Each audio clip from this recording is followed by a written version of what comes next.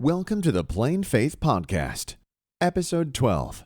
One of the things that happened in that time period as well is our missions pastor was talking with us, and he gave us some really good advice. Said, hey, sit down as a couple and figure out your family mission statement. What are you guys passionate about? Where do you feel like God has gifted you specifically? And we kind of came up with this thought of, you know what, we want to take the gospel faster and farther through the use of aviation, maintenance, and hospitality.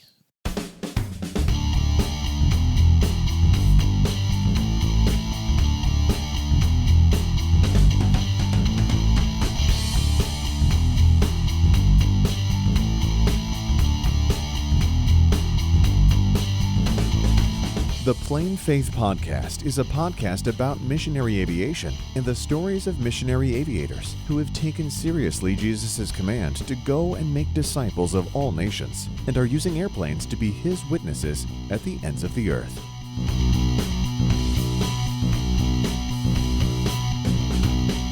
Thank you for joining us for this episode. Your host for today's show will be Jimmy Tidmore, who, in addition to hosting this podcast, is a pastor and a pilot residing with his family in what is known as the Rocket City, Huntsville, Alabama. He is very interested in promoting missionary aviation and helping prospective missionary pilots reach the mission field. And now, with these introductions out of the way, let's get started on another great episode of the Plain Faith Podcast. Welcome back to another episode of the Plain Faith Podcast. Our flight plan for today's show includes a visit with Dan and Rachael Stoner, both missionary pilots and mechanics who have served in Western and Central Africa and are now serving stateside at JAARS. I really enjoyed getting to know them, and I think you will find their stories both encouraging and informative. Thanks for listening. Well, Dan and Rachael, I'm so happy to have you on the show today. This is going to be a unique episode. It's the first time that we've had two guests at one time. Also, we're having our first lady on the show today, so I'm excited to hear a female perspective on mission aviation. But let's go ahead and get started. And Rachael, why don't I start with you? Why don't you tell us about where you're from and where you grew up and about your family, your parents, your siblings, and so forth? Jimmy, thank you so much for having us today. This is a great opportunity for us to share about our experiences and to join in with the mission that you have in creating awareness for missionary aviation and potentially fundraising as well for missionary aviation. So thank you so much. Appreciate your time. Appreciate this opportunity. Yeah. I grew up in Ohio. I'm a pastor's kid myself. So I was one of those kids that, crawled around underneath the pews after church and knew all the nooks and crannies of the building. Every time we switched churches, that was one of our responsibilities, was to figure out where the bell tower was and how to ring the bell and how to find the communion extras and, the typical preacher's kid stuff. Unfortunately, my parents divorced when I was 8, and I lived with my mom, which was a great experience in Ohio. But I would travel back and forth to South Carolina a couple times a year to visit my dad. And there was one time when he actually found really cheap airline tickets for my brothers and I to go and visit. And so we flew, I think I was 12 years old. We flew from Akron, Canton, Ohio to Charlotte, North Carolina. He picked us up there. And when that pilot hit full throttle on the runway, that's when I was hooked on aviation. I loved the feeling of flying, and I knew at that point I would do something with aviation. So, okay, cool. So, Dan, what about you? Tell me about where you're from and your family and so forth, and maybe at some point we'll weave in how the two of you met. Sure, we'll see if we can get there. Again, thanks for having us, and we're really looking forward to spending some time with you today. Yeah. I grew up in Pennsylvania and had two brothers, lived on a farm, and grew up in the church. So I made a decision to follow Jesus very early in my life. Had a Sunday school teacher share a missionary aviation flyer with me when I was probably about 10 years old. Yeah. And I was already fascinated by airplanes, and she knew that. And so it really just kind of sparked that interest. My parents were divorced as well when I was about 10 or 11 years old. But ended up on a missions trip when I was 12 years old and felt the specific call to missionary aviation, and that's been my path ever since. My high school guidance counselor wanted to know, what's your plan B? What are you going to do if this doesn't work out? And I said, well, there is none. This is it. And God has just been gracious to see us through that. So Rachel, we met in Chicago at Moody Bible Institute. It was my second year. She was transferring in, and we were both in the Missionary Aviation Club. Mm-hmm. Yeah. So we were part of the club. One of the first outings of the year was to go and see the Chicago Air and Water Show. I think it usually happens over Labor Day weekend. And so as a club, we walked down there and walked back, and Dan caught up with me on the walk back and was like, hey, she's new. She's walking by herself. I guess I'll take some pity on the lonely girl and make her feel welcome. And at that point, I made the decision that this is the guy I want to marry. I liked him enough at that, after that first meeting that I was hooked. And so I like to say that I stalked him for the first 6 months there, and he finally figured it out about 6 months in. But we were actually at the JAARS Center over spring break, and we'd come down here to smell airplanes and taste some airplane fuel and, the kind of thing that you do when you're in love with aviation and not able to be a part of it on a regular basis. So we came down and participated in a week-long kind of internship here at the JAARS hangar. And at the end of that week is when Dan told me that he loved me. And we started dating shortly after that and got married about 18 months later. All right. Well, that's a good story. So Dan, tell me about how you got actually, when was the first time that you flew in a small airplane, and how did the training go from there and so forth? So I wore out Microsoft Flight Simulator. That was just one of my greatest joys as a kid, was being able to do that. And when I was 13 years old, I took my first flight lesson. My grandfather actually arranged it, and it was in a little Cessna 150, and I think I had to sit on something to be able to see over the dash. But that pilot gave me the controls, and it was my first time sticking rudder, and man, I knew that it was just a huge confirmation that this is what God was really calling me to. And so, yeah, I think it's one of the things we have to talk about in missionary aviation. Is it missions? Is it aviation?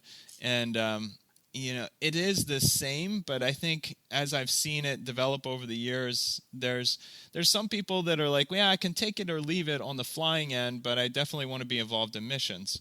And there's some people kind of more like myself where, I know that God has called me specifically to use aviation, and so it kind of leads you in what decisions you make, and we tend to go where the aviation need is in order to take the gospel faster and farther. Whereas some other missionary aviators might stay in a country even if the airplane's not flying for a time. So, yeah, it's an interesting conversation. Yeah, that is. So Rachel, you were saying that your passion for aviation sort of started the first time the pilot hit the throttle.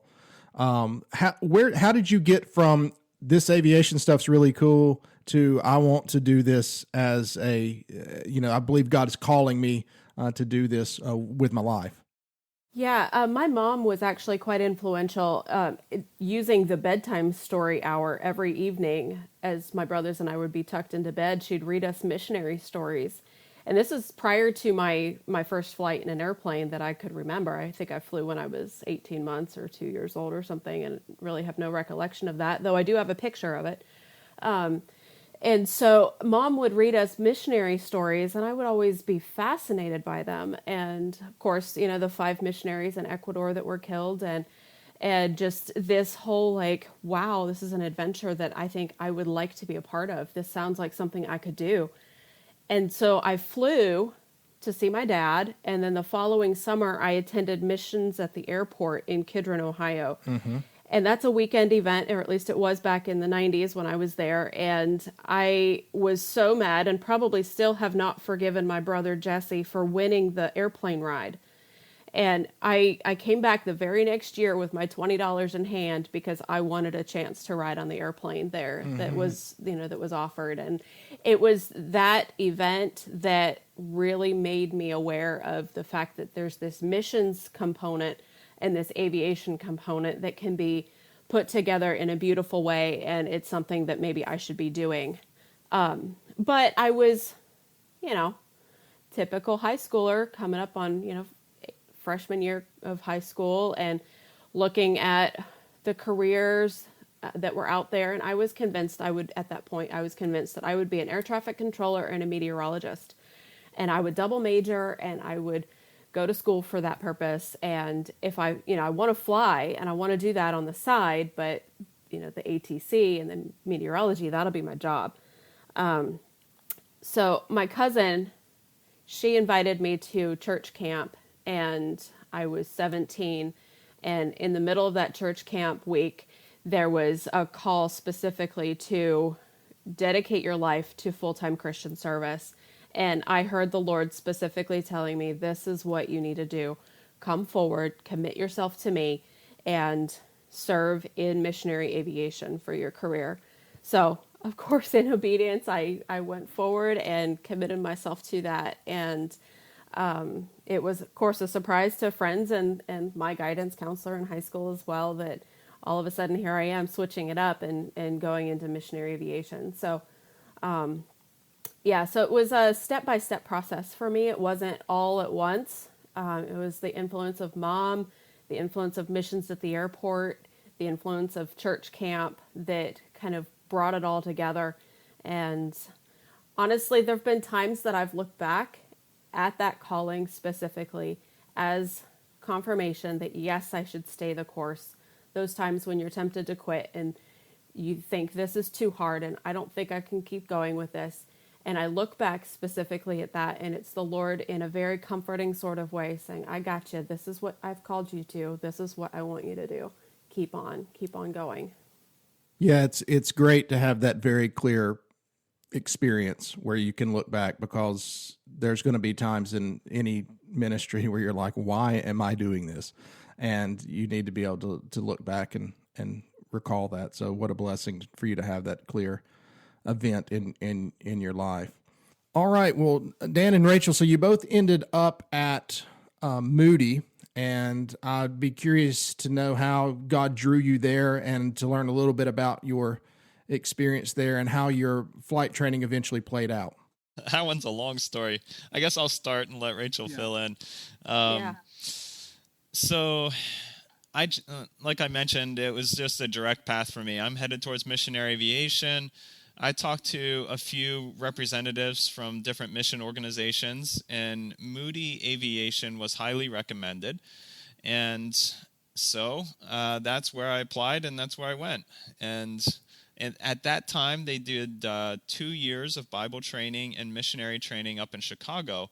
And then you did 3 years of aviation training down in Elizabethton, Tennessee. And so it was during that second year of training up in Chicago doing the Bible training that I met Rachel. And she actually transferred in. So, Rachel, I'll let you catch up there. Yeah, my cousin that I attended church camp with, she and I are very close even to this day. And we had always had a dream of going to school together, but we never lived in the same school district. So I decided that my freshman year of college, I would just go to school wherever she was. So I did. And I attended Johnson Bible College in Knoxville, Tennessee. She was in the education program. And so I just enrolled as a missions major just to get some prerequisites out of the way, the general education courses and stuff. And so I did that, and then spent that fall semester just praying about where I should go to college, because I decided in my heart that I would never attend Moody. I don't know. I just didn't want to. And it turns out that that's exactly where the Lord wanted me to go. So I applied at Moody and got accepted as a transfer student for my sophomore year and went up there. Of course, that's where I met Dan. And we transferred down to Elizabethton, Tennessee, and did our A&P training, all of our mechanics training in 1 year down there. And at that point, we were engaged and decided that for our marriage and for our finances, we would take a year off and just spend that first year of marriage working and saving money for the flight program. However, halfway through that year, that's when Moody Aviation announced that they were closing their campus in Tennessee and moving out to Spokane, Washington. And at that point, the class was full and there was no spot for us to come back in that fall. So we were left with the big question, now what? Now what do we do? We have this calling and this passion for serving as missionary pilot mechanics, and we're not through our training yet, and our school is telling us we can't come back right now. So we could wait 5 years for Spokane to get up and running and re-enroll, or we could transfer somewhere else. So at that point, we decided to transfer to Piedmont Baptist College and their program that they had at the time called Missionary Aviation Institute. And so that's in the Winston-Salem, North Carolina area. So after Dan rear-ended a car driving his work truck, that kind of was the catalyst to help us make the decision. Yeah, we are definitely going back to school right now. So, yeah, we were praying about this for months, just asking for God's direction, and it was a very unique way to receive God's direction on that one. Yeah, a car accident that'll shake you up, change your plans. So we transferred to Piedmont, and our oldest son, Isaac, was born our fall semester there. And what was supposed to be 2 years of flight training ended up being 4 years of flight training and more Bible training, because Piedmont had a double major in Bible and in aviation. And so we had to pick up some more Bible credits, about a year's worth. So we graduated in 2007. And Dan worked to get his inspector's authorization added to his mechanic's license, and we moved to Ohio that fall. So tell me why don't you talk about your actual flight training experience there at Piedmont? How did that work? What was that program like? And talk through that a little bit. Yeah, Piedmont offered specific training towards missionary aviation. And so that was great, being able to learn from people that had missionary aviation experience. Most of our instructors had experience on the field, and their location was unique. We learned at a small airport named Sugar Valley, and it was 2,300 feet long and 24 feet wide. And so you really learned center line control. And there were 70-foot trees on one end. And so every takeoff and landing was made to a spot. And so that's where we learned. Whenever we go to the big runways, we would flare high, and we would have a hard time landing on these big, wide runways. But anyhow, that was great training. They really did a good job of teaching the type of flying that we need for specifically on the missionary field. So did they take you through private, instrument, commercial? What about flight instructing? Did either of you ever do any of that? Yeah, Piedmont's program started, of course, with the private, and then they had you do your tailwheel transition. We actually did that with the Super Cub. It was a lot of fun. And then you started your instrument training back in the 172. An interesting thing for me with the instrument training, our son, of course, was a year and a half old when I started my instrument training. And so he would be at the Mother's Morning Out program at church in the morning 3 days a week on my flight days. And then I would go after my flight in the morning, I'd go and pick him up, and we'd have lunch together. And then I'd go back to the airport, and I'd strap his car seat in the back seat, give him his bottle, give him his Cheerios, and then I'd go and do another flight period with my instructor. And my son, Isaac, would take his nap in the back seat of the airplane through my instrument training. So, I mean, of course, instrument flight, like that's some of the most gentle maneuvering you've got, like 15-degree bank, and that's about it. So it was a really easy way for me as a mom to be able to continue with my flight training. So after the instrument, then they transition you into the commercial training, of course. And at Piedmont, Flight 9 and Flight 10 was like the culmination of your training. They did not offer CFI, But Flight 9 and Flight 10 was like a mountain and tactical type of flying. And so we did airdrops, and we did short fields, a lot of grass runways. We went up into the mountains and did river following with a cloud bank above you simulated and everything. So it was a really good experience. So what about any advice from either of you for someone who is right now in flight training to become a missionary pilot? Anything that you would like to share with them to help them through that experience? Now, I'll let the flight instructor answer that question. From my perspective, making every single minute in the airplane count is one thing that I would recommend to somebody who's in flight training right now. Go into every flight as if it's a mission that God has given you, and it depends on you and his strength and grace in you to make it happen, to get it accomplished, and to do that. So one thing that I've had instructors work with me on is developing that pilot in command mentality. In flight training, you are in training, and you must have an attitude of learning and to be always, technically curious and trying to learn as much as you absolutely can about everything. I mean, it's very important, of course.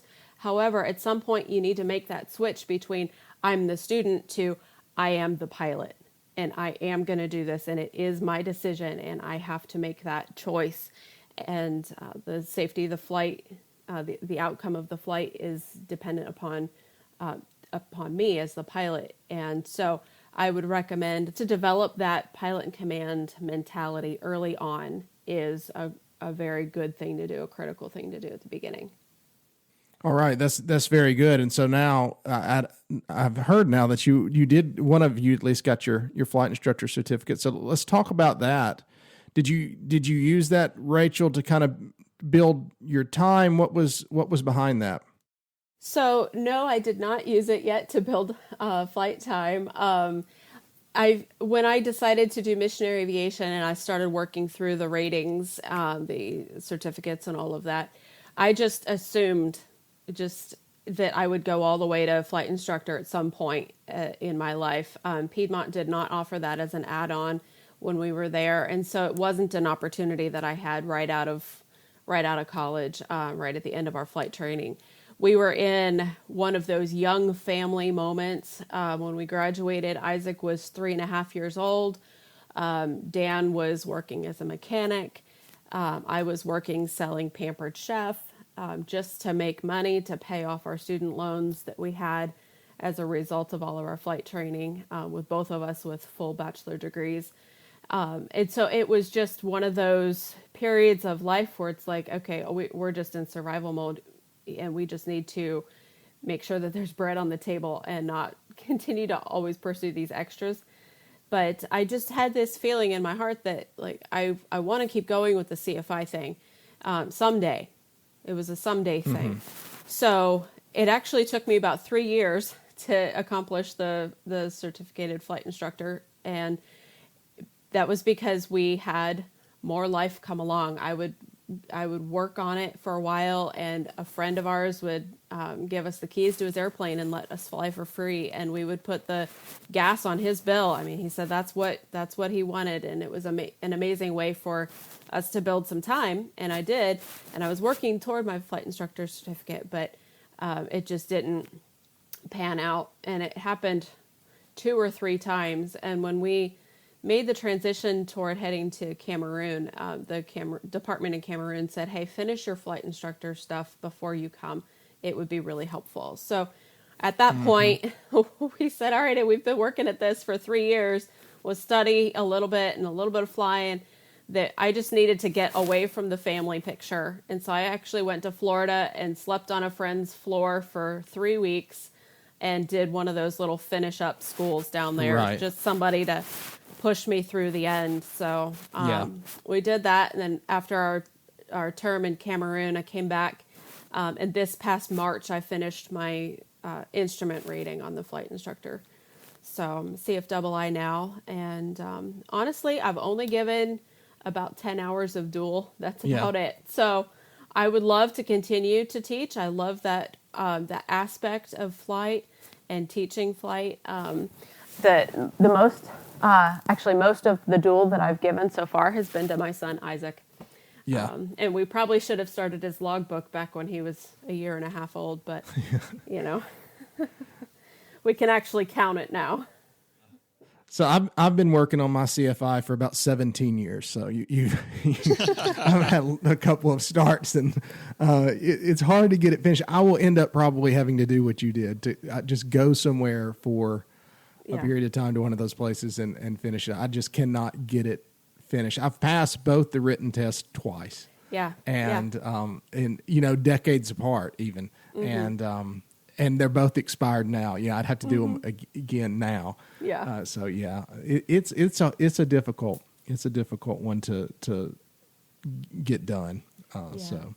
And again, that advice to somebody in flight training: if you picture yourself doing a CFI at some point in time, do it right after your commercial, because then you'll be ready. Yeah. So That's a good point. Just go right through. Yeah. That's a good point. So why don't you tell us about how you then went from, you're done at Piedmont, you have that behind you. Where does it go? How do you start looking at where you want to serve and the organization you want to serve with? How does that come about? Yeah, we took some time. We knew that we wanted to move back to Ohio because Rachel's family was from around there. And I was able to work there, continue gaining experience as a mechanic, which was something that I valued as well for the mission field. And at that point, we were just praying and asking God for direction. And it was several years that we bounced around between a few different ideas. We finally ended up signing on with ABWE, and making the decision to go to Togo, West Africa. It was basically based on the need. We had friends that were headed that direction. They said, hey, why don't you come along with us? And the more we investigated it, the more it just became that passion in our hearts that, this is really something that we feel God calling us to. So that process, one of the things that happened in that time period as well is our missions pastor was talking with us, and we were talking about, we don't know where to go yet. And he gave us some really good advice, said, hey, sit down as a couple and figure out your family mission statement. What are you guys passionate about? Where do you feel like God has gifted you specifically? And we kind of came up with this thought of, we want to take the gospel faster and farther through the use of aviation, maintenance, and hospitality. Maintenance being, the side of maintaining airplanes, but even maintaining other things. As I just love working on stuff. And, we enjoy hospitality. We just enjoy having people around, whether that's missionaries in our house or other people we're able to be with. So, we kind of put all those things out there. And so whenever Togo came around, it matched all of those. And that's kind of what made us jump on it. Okay, very good. So it's always a long process for people. I would think it's important to share that, because we have a lot of folks who listen to the show who are contemplating mission aviation or maybe in the middle of it. How long was the process from when you started, let's say, at Piedmont till the time you first arrived on the mission field? So we graduated from high school in 99. Both of us were the same age. And we started, of course, that journey right then and there toward mission aviation service. And so we had the 2 years in Chicago and the year in Tennessee, and then a year off, and then 4 years at Piedmont. So start to finish, our college experience, including all of that, was 8 years. And then we worked in Ohio and paid off the $40,000 that we had in student loans over the course of 4 years. and made the decision to join ABWE, and then we left for language school in 2012. So it was 13 years. 13 years, yeah. From the time we started the specific education for this to the time we left for, well, more education, language school. So, yeah. So do either of you have any advice for someone who's like wrestling with a call to missions, or is there any help that you could give them as they're working through that?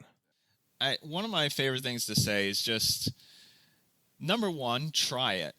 And so if you're thinking about missionary aviation, get out to your local airport, take an introductory flight, see if it's really something that you're really passionate about and you feel like it really makes you come alive.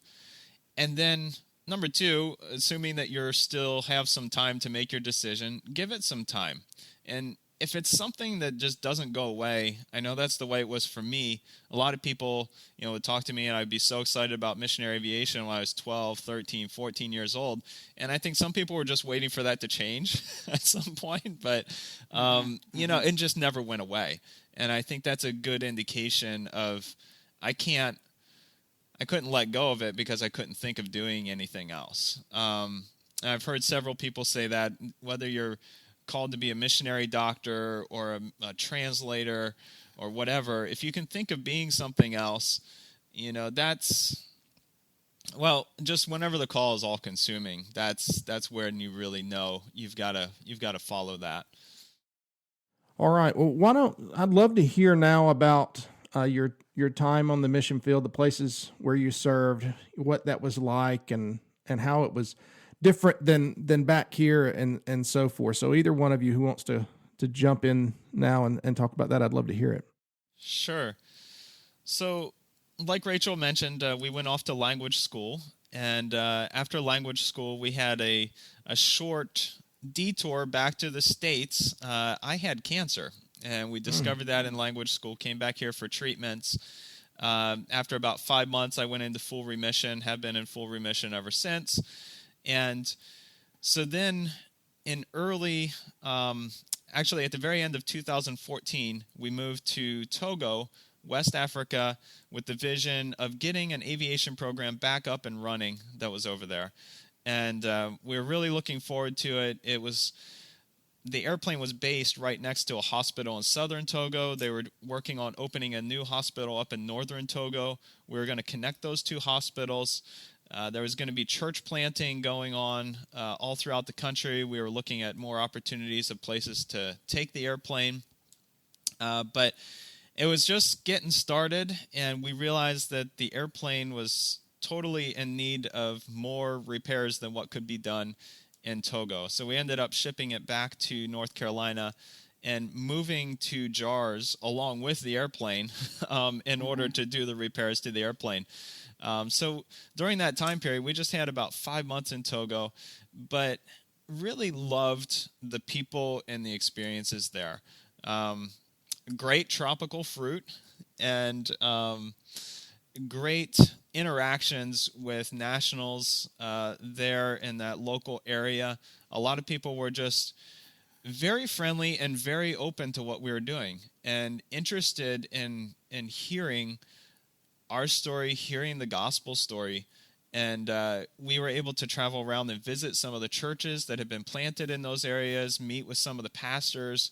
It was just encouraging to see how God was already working in that country and in so many different ways just in those first 5 months that we spent there. Okay, so you come back to JAARS, you repair the airplane, and then how does that work? Where do you go? I mean, where does it go from there? Do you headed back? Yeah, so as we're working on the airplane, we're going through some different we're seeing the need in Cameroon. We're seeing some issues in the way that the aviation ministry was going to get up and running in Togo, and really realized that it would be better if we handed that back off to some other missionary aviation pilots that were headed that direction as well and already living there. So we completed the airplane. It was actually turned into about a 2-year project because it needed so much refurbishment. and sent the airplane back to Togo. But at that point, we had made the switch to JAARS and ultimately moved on to Cameroon to serve as part of the aviation team in Cameroon with JAARS. Help people understand, including myself even, help us understand, you were with ABWE, right, in Togo. They had an aircraft there that needed some repairs, and it comes to JAARS. What's the relationship that JAARS has with lots of these different mission organizations, and how does all that work? Maybe help us understand that. Sure. With ABWE, we realized we had this airplane that needed some serious work, and I wanted some support in doing that and a place where we could work. And I explored a few different options, and we ended up landing at JAARS. And what they basically do is they offer a part of their hangar that I rented, and it was at an extremely low rate. But the huge advantage to that is that as I was working on this airplane, I could walk into an office and talk with somebody who had overhauled 5 of these airplanes already. He had all of the support of the paint booth, the machine shop, the sheet metal shop, the engineering department with their 3D printer and their CAD drawing programs. And all of these different specialties were right there and available as I was working on this project. And so JAARS will open up their hangar, or they'll even take on a project completely to see it through to completion for another organization. And JAARS has their core training that they're working towards, the airplanes that they maintain here in North Carolina to be able to do training and to be able to do the Missionary aviation awareness events and things that they do here. But in conjunction with that, as they have space and availability, they open up to serve other organizations through their training department, through flight training, or through meeting maintenance needs in the hangar, which was our case. Yeah, JAARS was started as an aviation and radio ministry in 1948, but still today they enable locally appropriate and sustainable solutions in transportation, technology, media, and training.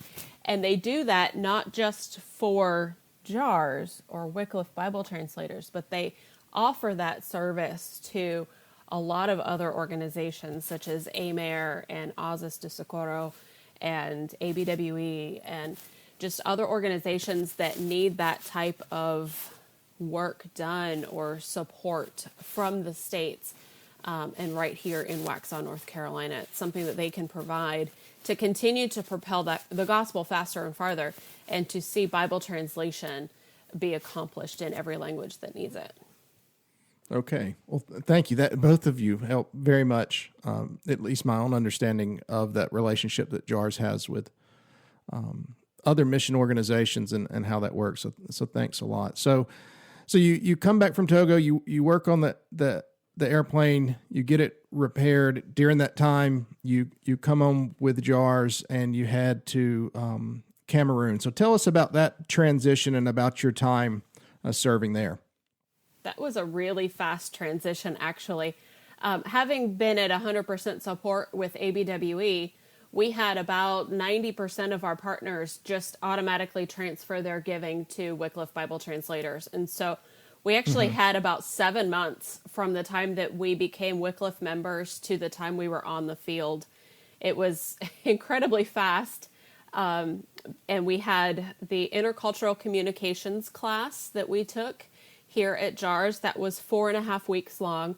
And that's an excellent training program that JAARS offers to multiple organizations as a pre-field, how to be a missionary, how to handle the spiritual and emotional aspects of missions. And it was a great a month of reflection and putting into practice things like how to learn a language and how to attend a church that's in a foreign language, because there's so many different churches here in the Charlotte area that participate with the intercultural communications students as just a training ground for them. And so we attended that. We did our 2 weeks of Equip, which is it's supposed to be the first training for Wycliffe members. We actually did that last.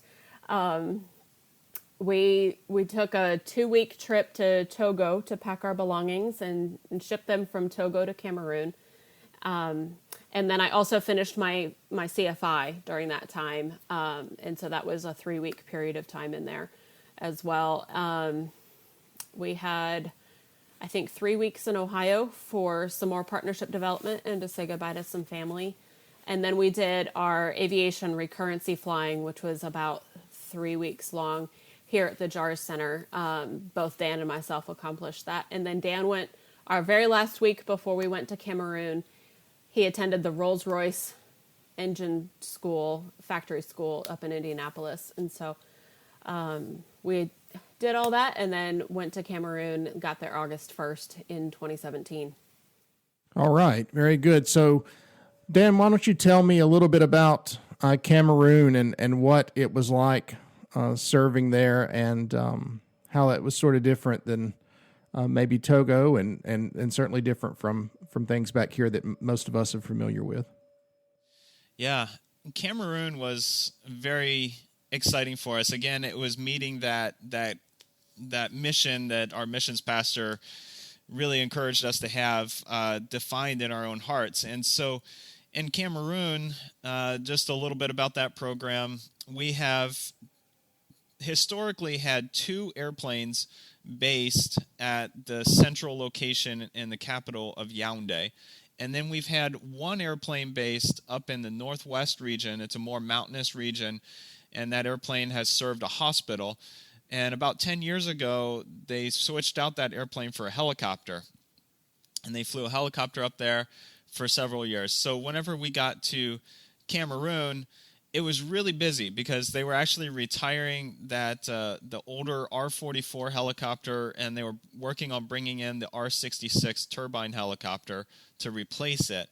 And just after that helicopter came into the country, it went up into the northwest region and had about 2 or 3 months of really good service. And it's an amazing area that we get to serve up there because we're serving a mission hospital. There's a language institute up there for Bible translation. There's a seminary.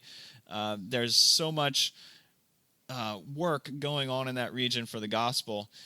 Unfortunately, it's the Anglophone region of Cameroon, and there started to be some political unrest in that region, and ultimately we had to move our helicopter out of that region and pull our missionaries out of that region and down to the central capital portion of the country there. And so lots of our other ministries there, we support Bible translation, so that can be taking Bible translation consultants out to different locations where they can meet with the translation team that's normally Cameroonian, who's on the ground doing the translation. We can save them many days by being able to just provide transportation out for them and back. Sometimes we actually pick up the Cameroonian translation team and bring them to Yaoundé, where they can do checking of the scripture, that the portions that they're working on. And then we support a lot of other ministries there as well.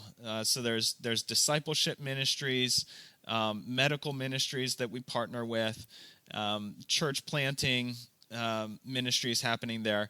And we get to fly for a lot of different mission organizations who basically hire us to fly them and provide their flight service needs as well.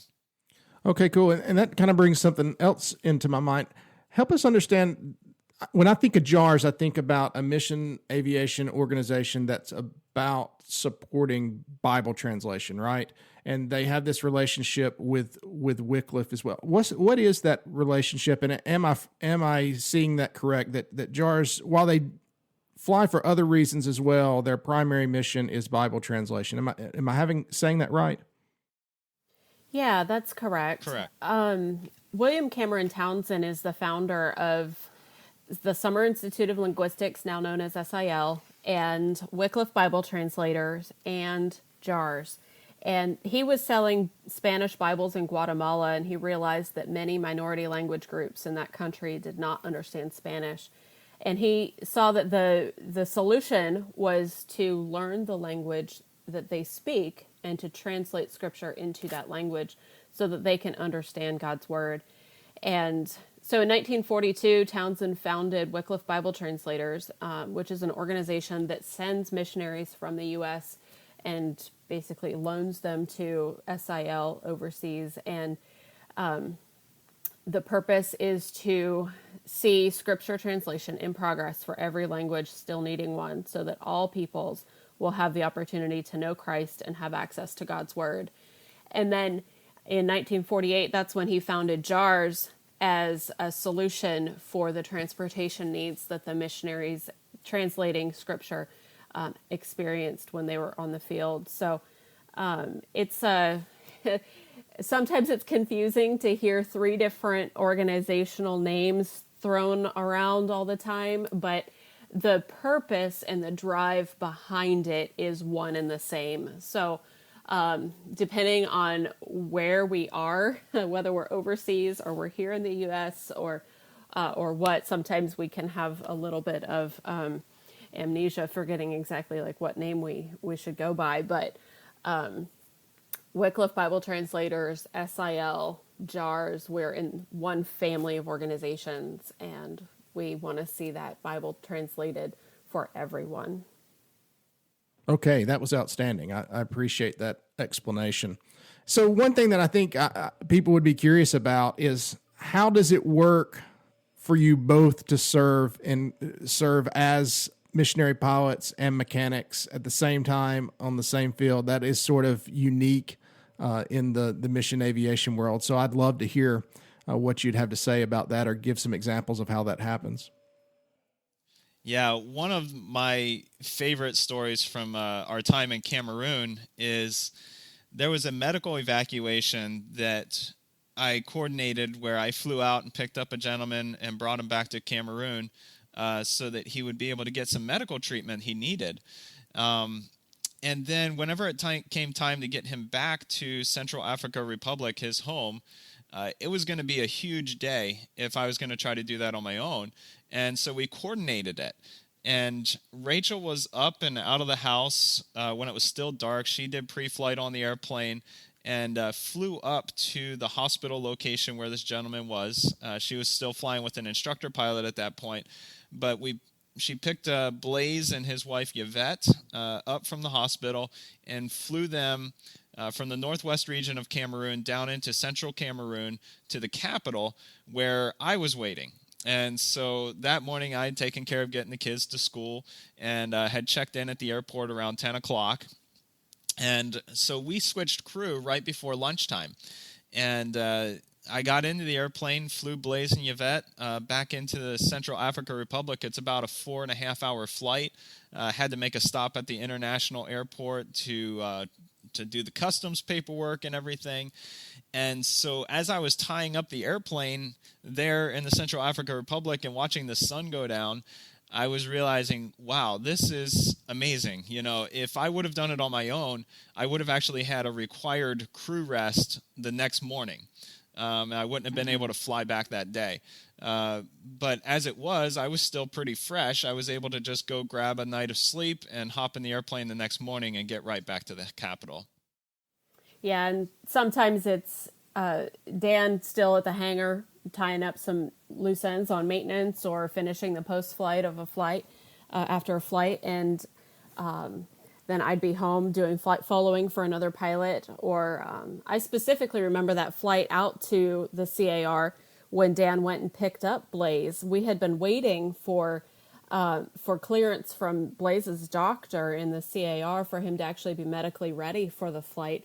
And I remember being on the computer looking at the radar, which is in that area of the world at that point in time about an hour old. And I would be interpolating the radar pictures and figuring out exactly where the storm is. And I'd be typing text to Dan, which goes from my computer through the internet, of course, to the satellites, to the GPS satellite receiver, and then to the iPad through Bluetooth in the cockpit for Dan to receive the text about the storm that was coming, that he needed to set down and wait a couple hours, or call me on the sat phone when you can, and I'll give you the updated forecast, and then you can take off again. And I remember doing all of that coordination with the weather and him getting on this, getting this flight done to go pick up Blaze. And the kids are, in the living room having a Nerf war, playing, having their snack, I'm doing the pilot thing and the mom thing at the same time, using that passion for meteorology as well, kind of thrown in there. But just our day-to-day in Cameroon in missionary aviation, it looks different from day 1 to day 5 in your week. You don't know whether you're going to go in and just work in the parts room, or whether you're going to be at home doing flight following while you're cooking dinner, or whether you get the flight the next day, or what that's going to look like. So it actually has a lot of variety, a lot of flexibility is required. And the ministry aspect of that flight was just amazing. Blaze was actually the head logistical coordinator for ACAPTAL, which is a partner organization working on Bible translation in the CAR. And that organization is working on over 70 different languages. And without that flight, we probably wouldn't still have Blaze with us today. And so being able to get him the care that he needed and then get him back to work is just one of the huge highlights of our time in Cameroon. Okay, so Rachel, this might also be a good time to talk about what it's like to be a lady serving in missionary aviation. There are regrettably not as many female pilots probably as there should be serving in missionary aviation. I'd like to get your thoughts on those sorts of things. Yeah, being a lady in aviation is something that is unique. It's kind of a wow factor when you let somebody know that you're a pilot. It's usually a wide-eyed, wow, that's so cool, that's special. In the day-to-day, it really doesn't feel that special because it's what God made me to do. It's just part of me. It's just part of my purpose in life is to be a part of aviation. It's in my blood, so to speak. But being on the mission field and being the only woman at the hangar most of the time, that does present some challenges. What do I do when I'm feeling extra emotional about something?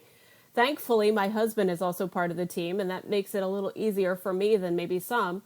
And I can just go and, emote to him if I need to. But just to have girlfriends around is something that is not normal for me. So I have to be extra intentional to develop friendships with the other ladies on the field and to maintain relationships through the long distance channels with Facebook and text and stuff with family and friends here in the States, just to provide that extra support as the woman. But I really enjoy it. I like being one of the guys, so to speak, just to do what I'm created to do, just like they are. And we can geek out about aviation together, and I can jump in and help on projects, and just to be a part of the team is a great thing. But one thing that I've noticed over the years is that sometimes I do feel alone. Sometimes I do feel like I'm the only one doing this. And I have knowledge of 4, 5, 6 other women that have also been serving in missionary aviation on different continents, and that just sometimes feels really far away. And so I was realizing, hey, what if I gather these 4, 5, 6 different ladies together into a group, a Facebook group, and to just have some camaraderie and just to develop our relationship with these other women who are also experiencing the same thing, going through the same challenges that I am, being the only woman in aviation on their field. And what I actually found when I started Ladies in Missionary Aviation, a private group on Facebook, look it up. I'd love to let you in, but only if you're a lady. What I found... And in missionary aviation. And in missionary aviation, yes. And a woman that is specifically training for or serving in missionary aviation. So what I found was that there's a lot more than 5 or 6 of us. Our group right now has, I think, 46 or 47 women. And it's an amazing place for us to come together and to encourage each other and to edify each other and to build each other up and to encourage us to keep on keeping on. And it's just a great place to fellowship and to share our prayer needs and to share what's happening on our fields, and just encouragement. So if you are a lady in missionary aviation, or if you're a lady in training to serve in missionary aviation, I'd love to have you join us and to be a part of this group too. Awesome, and I'll make sure that I include a link in the show notes to where they could link to that group on Facebook and then request to join. So that's awesome. So Dan, talk a little bit more about the types of flying that you were doing in Cameroon and the types of planes that you flew and worked with and so forth. So Rachel and I both flew the Cessna 206 that is in Cameroon. It's actually an F model, and just a little bit to geek out on the specs on this airplane. It has flint tip tanks, so it gives extra fuel in the wingtips, so it has extended range. Cargo pod, some other modifications to it for short takeoff and landing performance. It was a great all-around airplane. We could open up the back doors, take out 2 of the seats, put a stretcher in there, and it did the medical flying that we needed to do, which was a pretty good portion of our flying, was flying out to different locations. It might be get up in the morning, make an hour-and-a-half flight out to a location, pick up a patient, fly them another hour-and-a-half to the hospital, drop them off, and then fly back home, which would normally be another hour-and-a-half. So we did a lot of round-robin, fly-the-triangle type flights where we were out and we were back home every night. There were longer flights that we did into Central Africa Republic or into the Democratic Republic of Congo, where we would fly out 4.5, even 5 hours to this location. And that gets interesting, sitting in the seat of a Cessna 206 for that long.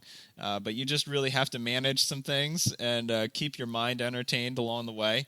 And then we would typically spend the night in those locations and then fly the missionaries back to Yaoundé, where they would catch an international flight out of the country from there.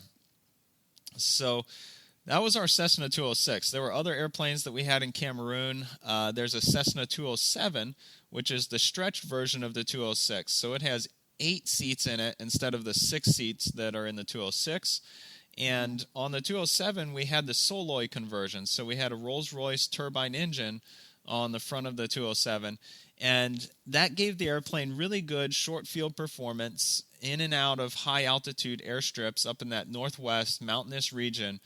And so we used that a lot for flying out an hour-and-a-half, and it could carry a heavy load that distance because the turbine engine's a little bit lighter. So we really liked using that airplane for those shorter flights and where we needed to carry more load. And then we have the R66 Helicopter, which actually we found has about the same performance of the 206. We were finding that it could carry about the same and fly almost as fast, not quite as fast as the 206. But then, of course, it can land. It has a lot more landing options than what our Cessna 206 did. Again, good for medical flights, really good for getting translation consultants out to the specific locations where they needed to get. And you're just flying a light load, taking 2 or 3 people out, maybe spending the entire day at the soccer field of this community while they're off having their meetings, and then flying them home in the evening.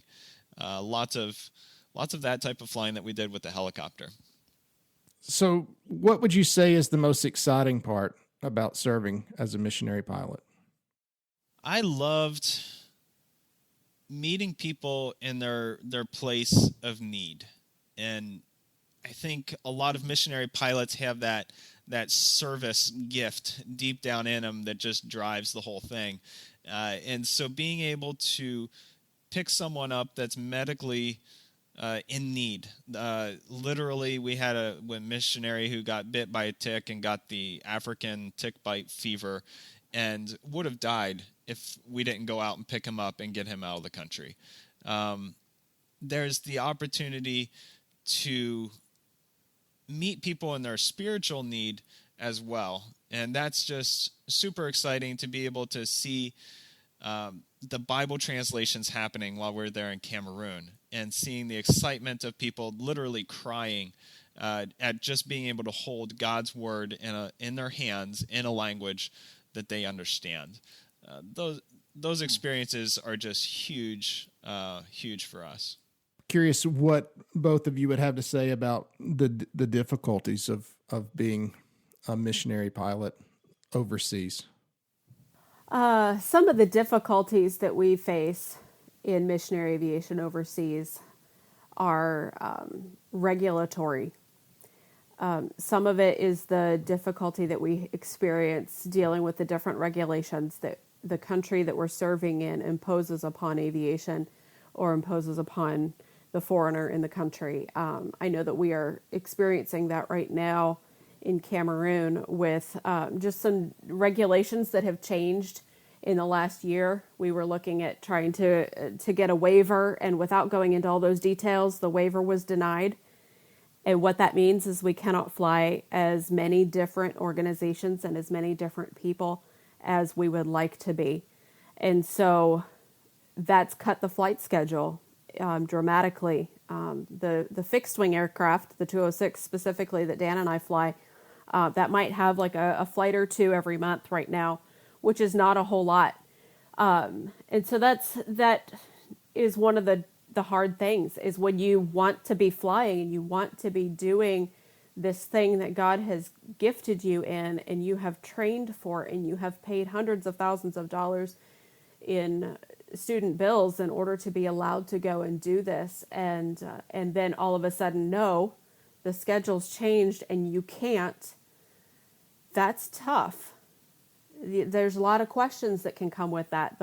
The why, Lord, why are you changing this up? What do I do next? How can I actually use these talents wisely? I don't want to just bury them in the ground and not be able to use these talents later to invest well. I need to be able to invest these in a place where there will be a return. And so that actually leads us to where we are right now in our ministry as a family. And because of these changes in Cameroon, and because of the complications in international travel with the COVID-19 situation that we are all experiencing and that we're all a part of, just looking at where our kids are in school, just all of it kind of balled up into one, has led our family to make the decision to stay here in Waxhaw, North Carolina, and invest here at JAARS for the next 2 years. And so we're in this period of transition, setting up house here in North Carolina when all of our things are overseas. It's, the complicated details of missionary life. But we're really looking forward to this opportunity to continue to use these talents and these giftings that the Lord has given us to invest in aviation and missions right here. And some of the roles that we'll be fulfilling while we're here in Waxhaw, serving with JAARS, Dan will be working as a mechanic in the hangar, continuing to do the aircraft refurbishment like he's had the experience doing with the ABWE 206. He's actually going to be working on the new 206 for Cameroon. So that's super exciting for us to see that come about and to be here for that process. And then I'll be able to join with the Missions at the Airport team and go and fly for Missions at the Airport. And if you remember in my story, that's where I first really got a glimpse of missions and aviation. And so I'm really excited to be a part of that, and to also join the recruiting team, and to travel and to be able to go to the different colleges and universities and share about missions aviation and about Bible translation, and to bring new people and new partners with us in this work that we are called to do. Yeah, and just as Rachel's talking, I was thinking about your question of struggles, and I think that's one of the constant transition, at least for us, and I think a lot of other missionaries have the same story, is, we're we've been in the States doing the training and going through that phase. We've done language school in one country. We've served in Togo. We came back to the States and worked on an airplane for 2 years. We moved to Cameroon for 18 months. We came back to the States. And this constant transition it's hard because you never really feel like you're settled in one place. The blessing is being able to look back and see how God put you in each of those places for that specific time, and who you were and who God was working in you to be at that time was needed for that situation around you, and you can see your impact. You can also see how God formed it for your own life as well. And so, part of us wants to be bummed out that we're not able to be in Cameroon right now. We're investing here at JAARS. But the other part of us is just, you know what? This is an opportunity. I'm sure God is going to use this in more ways than what we could imagine. Yeah, so I really appreciate both of you sharing about those struggles. Sometimes I think people have a romanticized picture of missions and mission aviation, and I like to try to get my guests to share about the real struggles that they've experienced and gone through, and how that God was at work in those things, as you have described, and has been directing you and leading you and guiding you even through those struggles to get you, to a new point of ministry now back at JAARS. But let's stick with the struggles for just a little bit more. I'm curious if you'd be willing to share about struggles you had during your flight training, struggles and obstacles to get to the mission field. I mean, there's no one who just sails smoothly through the training and getting to the mission field without having significant hurdles to overcome. And we have a lot of folks who listen to this show who are preparing to do what you have done. And I'm curious if you'd be willing to share some of those struggles along the way to the mission field. Yeah, there's so many different perspectives, I think, to share from. But in thinking about the struggles, honestly, I think the biggest one for myself is, who am I serving? And as a missionary in training, you want to do the best for your flight instructor, and so you put lots of stress on yourself. In partnership development, whenever we're sharing in churches and talking with people, we're putting a lot of pressure on ourselves to get our point across and to help people catch the vision and to raise the finances that we need to be on the mission field. And then we get on the mission field and we want to serve everybody. And at some point, we have to realize it's not about performing and serving the people around me. It's about getting up every day and serving my God and my Lord. Because, man, if you try to meet everybody's expectations during any of those phases, your flight instructors or the pastors that you're meeting with, or the individuals or people on the mission field, you're going to get yourself burnt out. And I think that's both of us being engaged in aviation is great. We have lots of family dinner time conversation about magnetos and internal combustion engines. But there's definitely the other side of it that neither one of us is likely to say, oh, hold on, we need to turn this off for a minute. And so our struggle is to balance life, to not become a workaholic.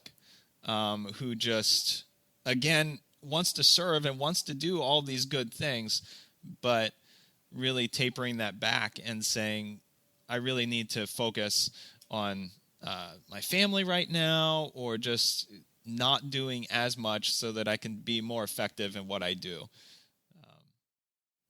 So one of the difficult struggles that I faced when we were in Cameroon was the disease called Chikungunya. It's actually related kind of to dengue fever. The symptoms are similar.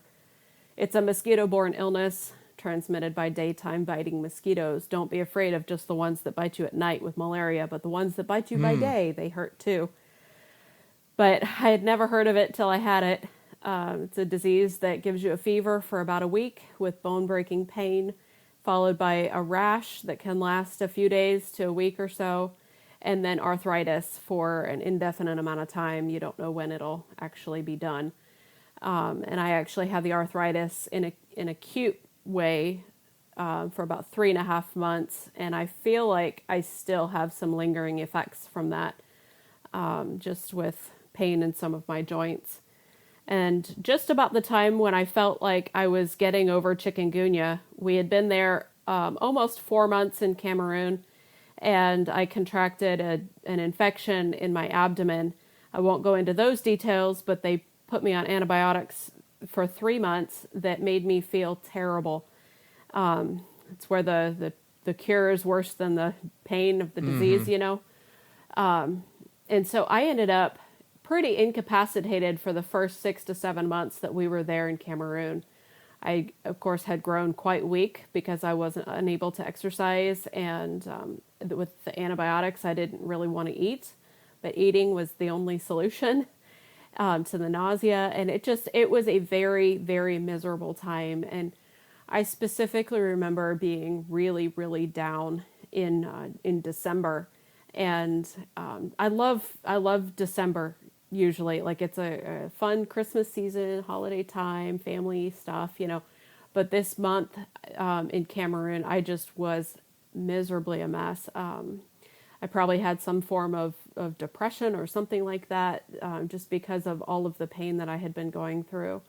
And so when you picture going to the mission field, you think that you're going to go, you're going to do all these wonderful things, and you're going to be able to, you know, to see people saved and to see Bible translations happen.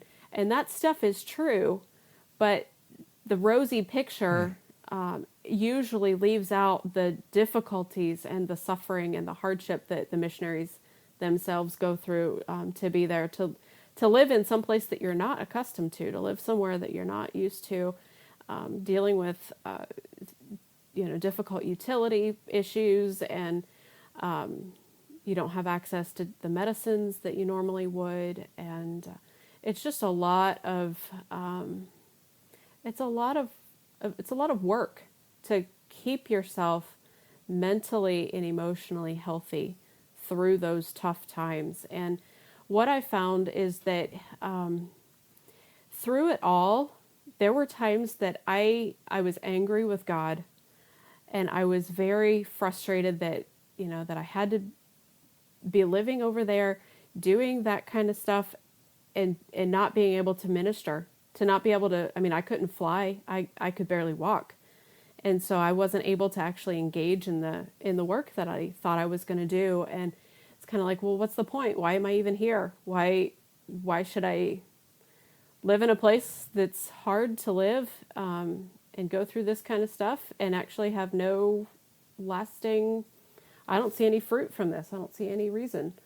But just to go through that period of time of being down and being angry with the Lord. And Jimmy, you know what I found at the very, very bottom of all of that was that the little teeny tiny bit of faith that I had, that really resembled the size of a mustard seed. It was so small because I just wanted to quit. I just wanted to give up. I just wanted to go home. I called my daddy and said, I need you. And I wanted to be out of it. But the Lord was still there. Even when I wanted to quit my faith, He was still there. And He was holding me, and He was waiting for me to just breathe and to just be calm and to just rest in Him. And that's, I think, one of the beautiful things that I can look back on my time in Cameroon and those first 6 to 7 months of suffering in my physical body, that I know for a fact that my God is real and that He loves me, and that despite all of the hard and the horror of it, He is still good. And I don't understand. There's so much that I don't understand about it. How can all this be true and yet all that be true about the Lord? But it is. You mentioned your your dad, I would be curious to ask both of you, how have your family and friends been helpful to you all along this way, this journey that started back in 1999? I think I've had some really good friends that have just been on the worst days or whatever time that I know that I can call them and I know that they're going to immediately start praying. And, that makes a huge difference. To be able to share some of these struggles, to share, I'm just having a really, really bad day today. And from time to time, actually being able to connect with them and have conversations and have their encouragement. And they have this tendency of reminding me of, you know what, I remember talking to you whenever you were going through this. And, oh, yeah, God saw me through that. And just someone to come alongside and help you walk down memory lane a little bit and find those places where, you know what, I do know that God has called us to this. I do know that he's provided for us before. I can have faith. I can have trust in him today. Those type of conversations with friends have been huge for me. One of the most significant things coming through our experience when Dan had cancer was the way our church in Ohio came alongside us and carried us through that time. When we discovered that Dan had cancer, it was on a Friday evening in France, and we left the following Monday morning before the sun was up. So we had about 48 hours notice to get things arranged for packing our things in France and getting ourselves to Cleveland to check Dan into the Cleveland Clinic for his treatments. And our church rallied, and they met us at midnight on Monday night at the Cleveland Hopkins Airport, and they had 3 teams of people. One team was for Dan, which was actually one of his best friends, and they took Dan and I directly from the airport to the emergency room and sat with us until Dan was checked in. I don't know what time it was in the morning. I mean, it was like 3, 4 in the morning finally by the time that was done. There was one team of people that was there for our children. Isaac, Lydia, Josiah, and Ethan, they were 9, 5, 3, and 1 when this happened. And there was a team of people that came alongside them and had candy and presents and, coats and all that, whatever they needed, they had it.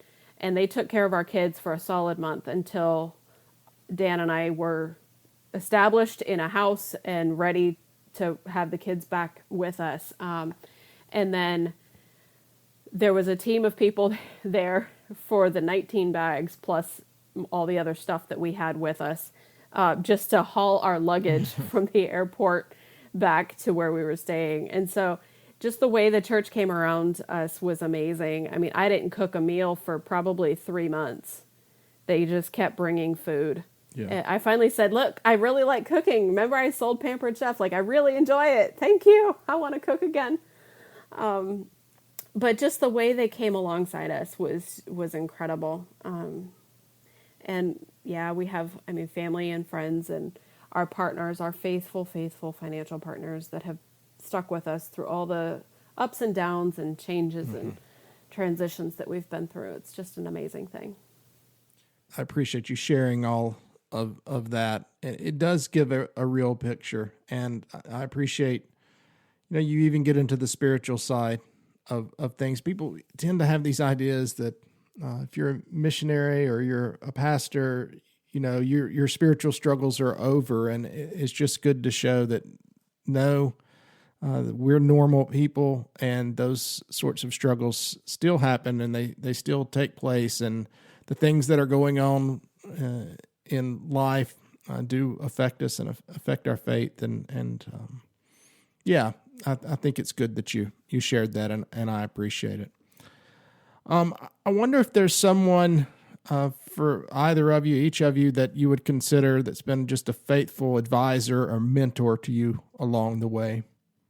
There seems to be one or two for every phase of life almost, but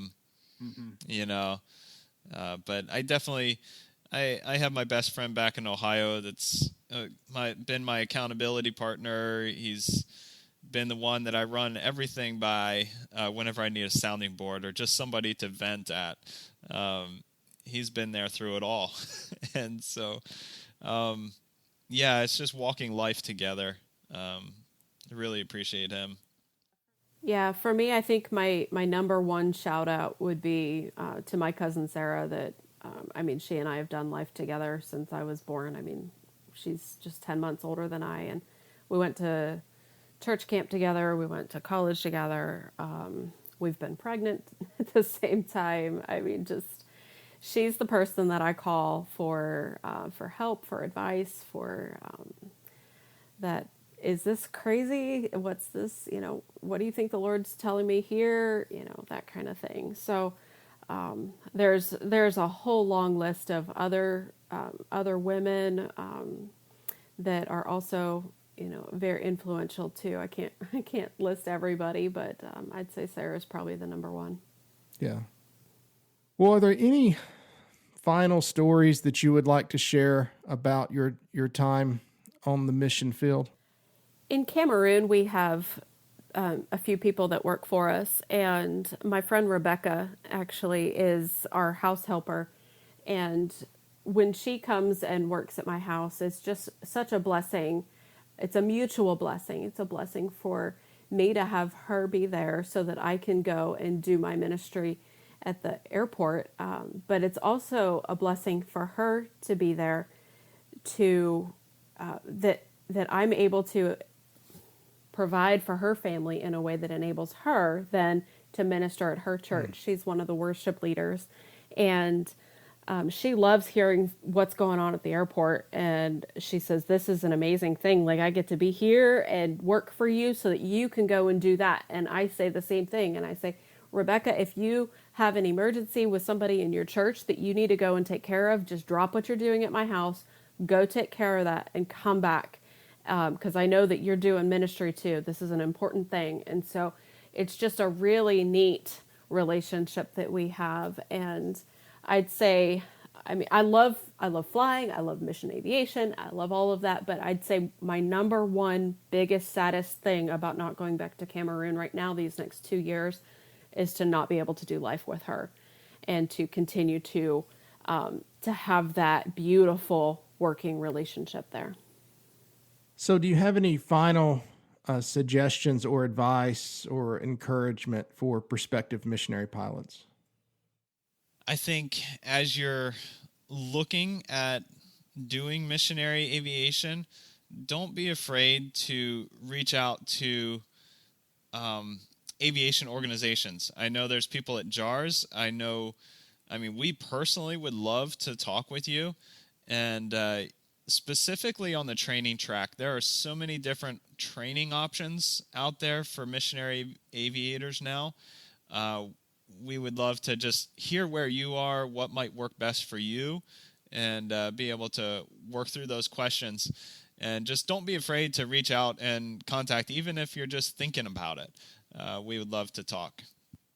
Okay, cool. And yeah, we'll definitely provide in the show notes links where people can connect with you, and we'll get there in just a little bit. What about, particularly thinking about your new role at JAARS, what about the person who's listening to this show who wants to be involved in mission aviation and the sorts of ministries that it supports, but don't feel called to become a pilot, don't feel called to go overseas? What are some sorts of things that they could be doing right here to help those endeavors around the world? Yeah, so the first place that my mind goes to is the JAARS hangar.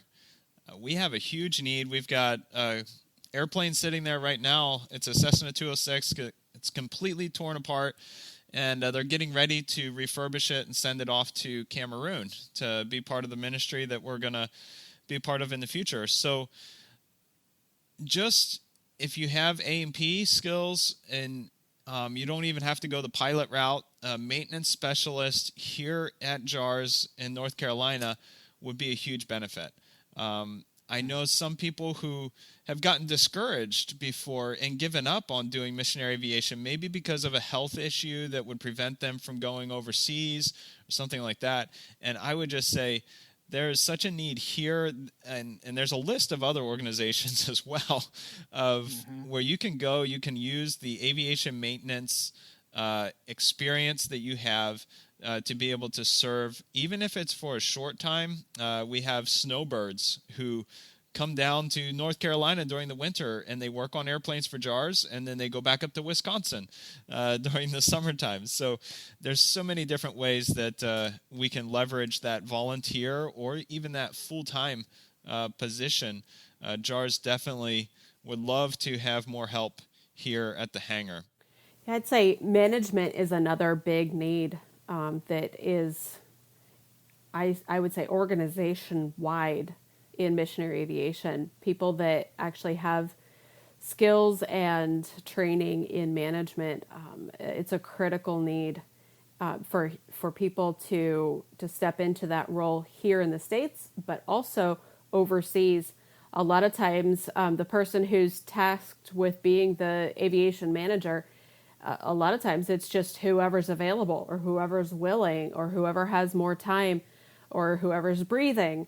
And maybe that person doesn't really have the skill set that's needed or the training that should be required for a management position. So if you have a love for management and a love for aviation, there is a huge hole here, and we would love to welcome you onto the team.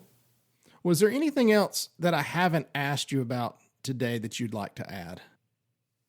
One thing I would like to add is just the ministry of JAARS as a whole.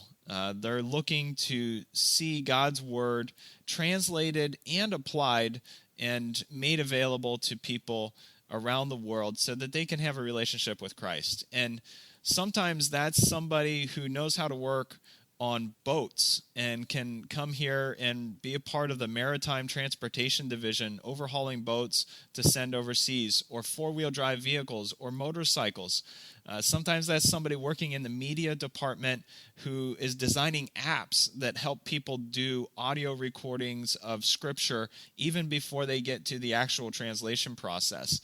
There are so many different options. Just look it up on JAARS.org, and you will see a plethora of different opportunities where people can use skills that they have either here on a part-time basis or a full-time basis to be able to have an impact around the world and getting God's word into people's hands.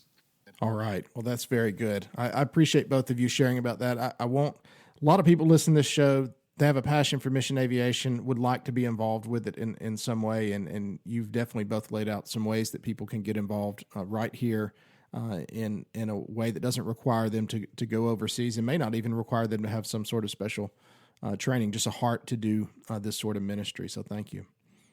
So before we wrap up, how can our audience be praying for you? Well, right now, I would just ask for prayer as we get ready to take on these new assignments at JAARS. And we're really excited about them. Our management is anxious to see us get in there and see me helping in the hangar, to see Rachel doing the missionary aviation awareness events that she's going to be doing. Both huge needs, and we're excited about it.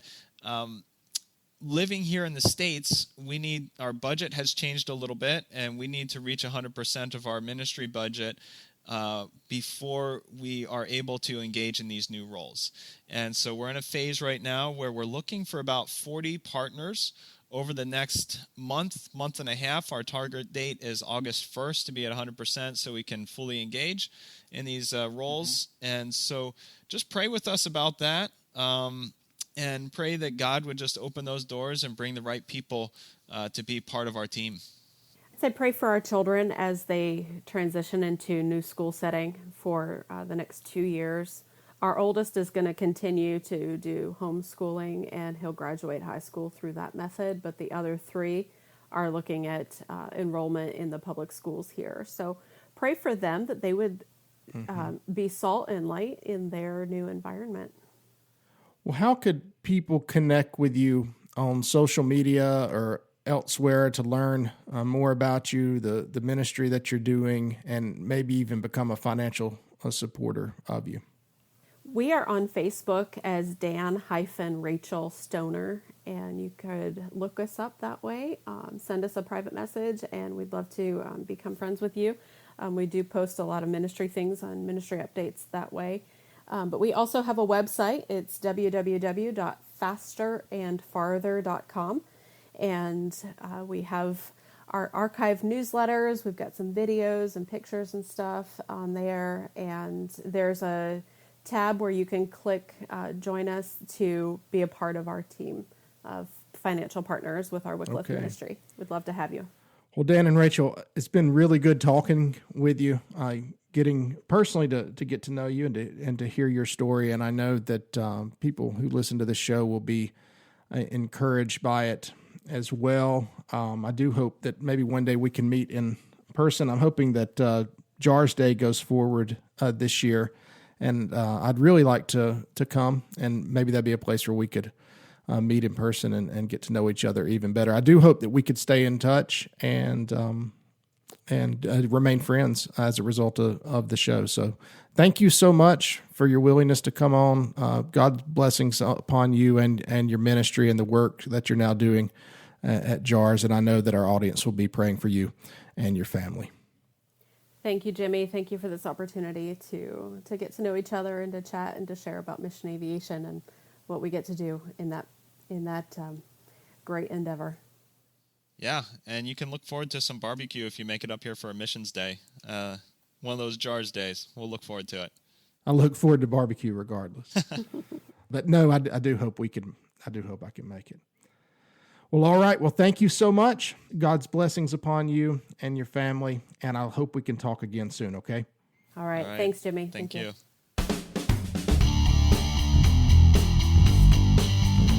Well, that's it for this episode. We thank you once again for listening. You can learn more about the podcast and subscribe to it by visiting plainfaith.com. That's PLANE faith.com.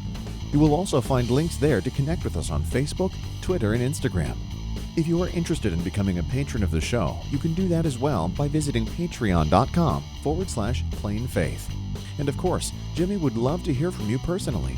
So feel free to email him at jimmy@plainfaith.com or by using the contact form on our website. Until next time, remember that God made him to be sin who knew no sin, so that in him we might become the righteousness of God.